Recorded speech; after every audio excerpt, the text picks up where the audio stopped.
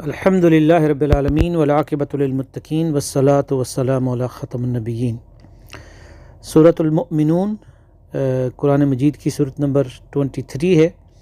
118 آیات کے پر مشتمل یہ مکی صورت ہے، اور مکہ المکرمہ میں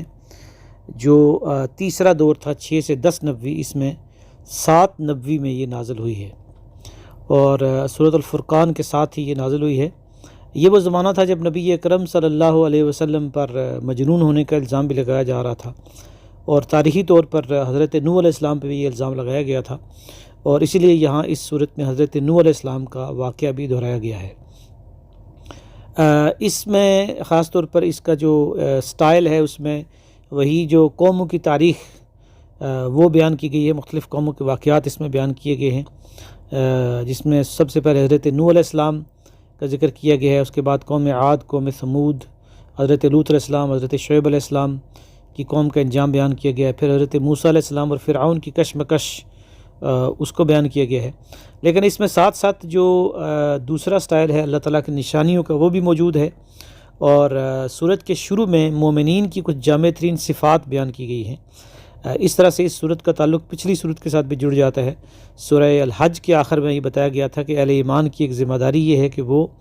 اللہ کے دین کے گواہ بنیں،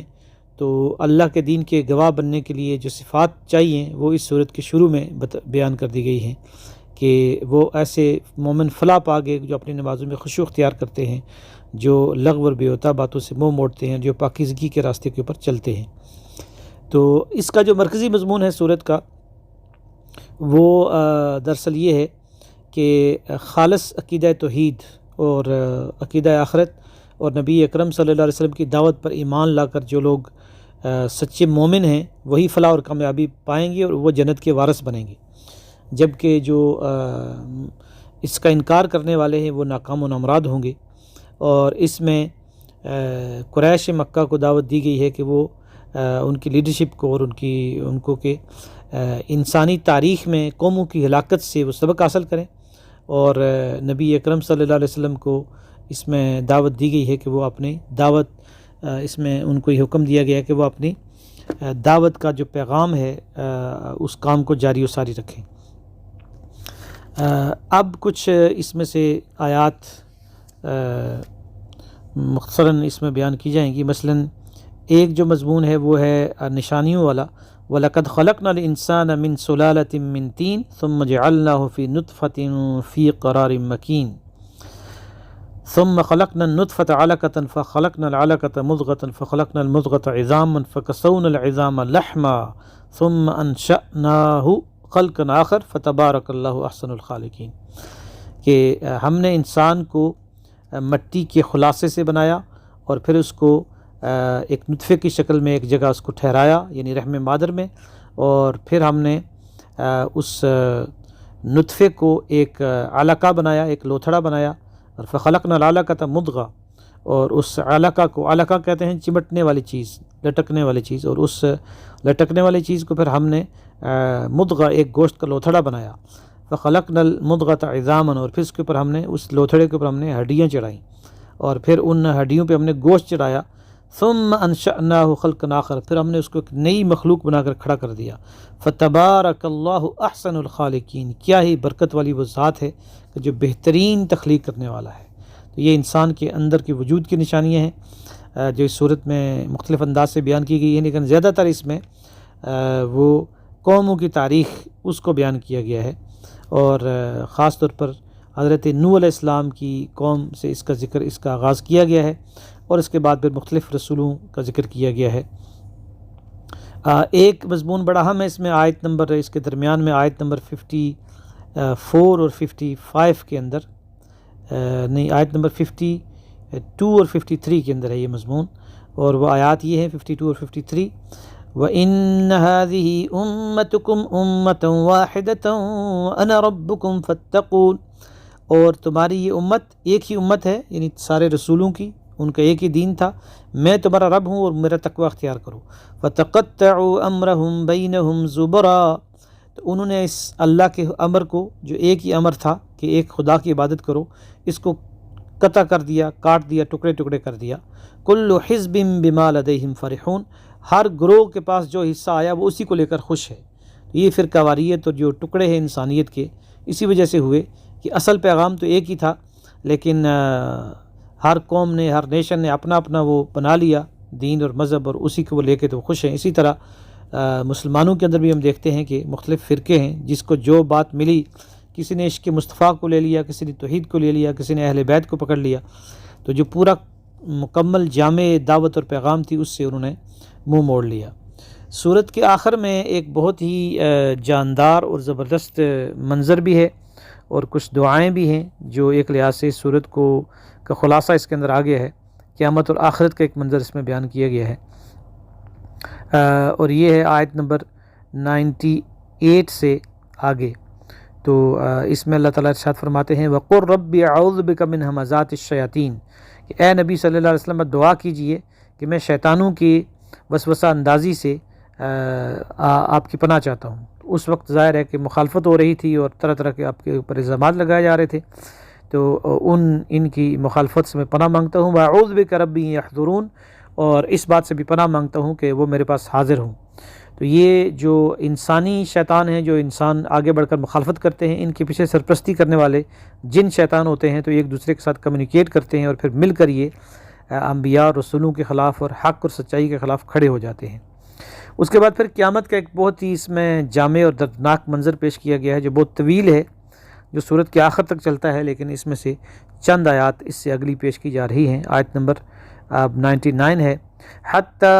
إِذَا جَاءَ أَحَدَهُمُ الْمَوْتُ قَالَ رَبِّ ارْجِعُونِ، یہاں تک کہ جب ان میں سے کسی کو موت آ جاتی ہے تو وہ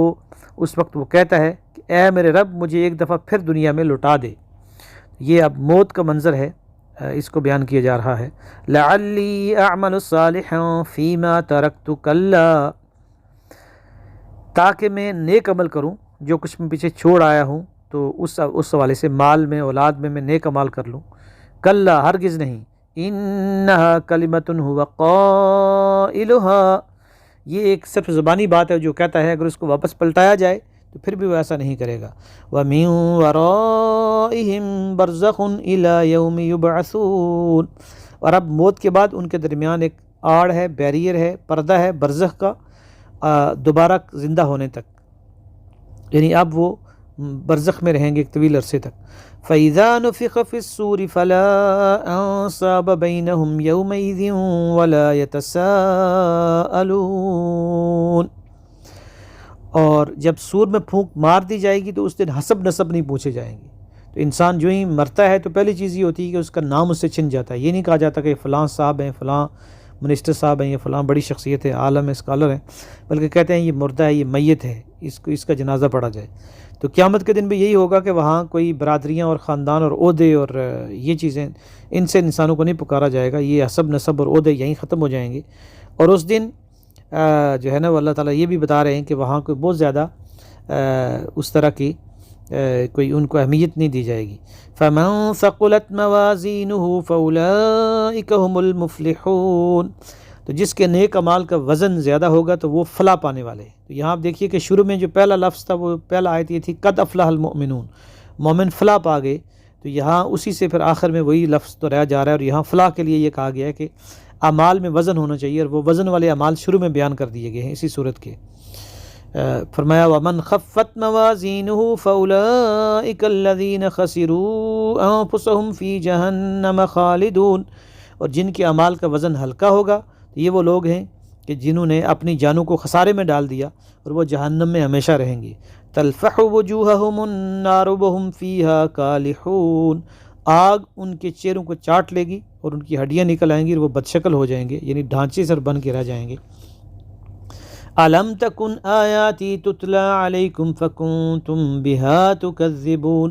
اور انہیں کہا جائے گا کہ میری آیات تمہارے اوپر تلاوت نہیں کی جاتی تھی اور تم ان کو جھٹلاتے تھے۔ قَالُوا رَبَّنَا غَلَبَتْ عَلَيْنَا شِقْوَتُنَا وَكُنَّا قَوْمًا ضَالِّينَ، تو وہ کہیں گے کہ اے ہمارے رب، ہماری بدبختی ہم پر غالب آ گئی اور ہم گمراہ قوم کے اندر شامل ہو گئے تھے۔ ربنا اخرجنا منها فإن عدنا فإنا ظالمون،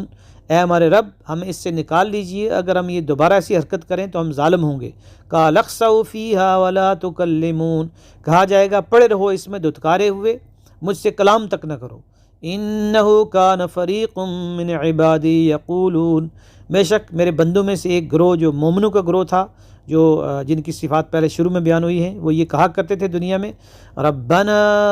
آمنا فاغفر لنا وارحمنا وانت خیر الراحمین، اے ہمارے رب ہم ایمان لے آئے، ہمیں ہماری مغفرت فرما، ہم پر رحم فرما، اور تو سب سے بہتر رحم فرمانے والا ہے۔ اللہ تعالیٰ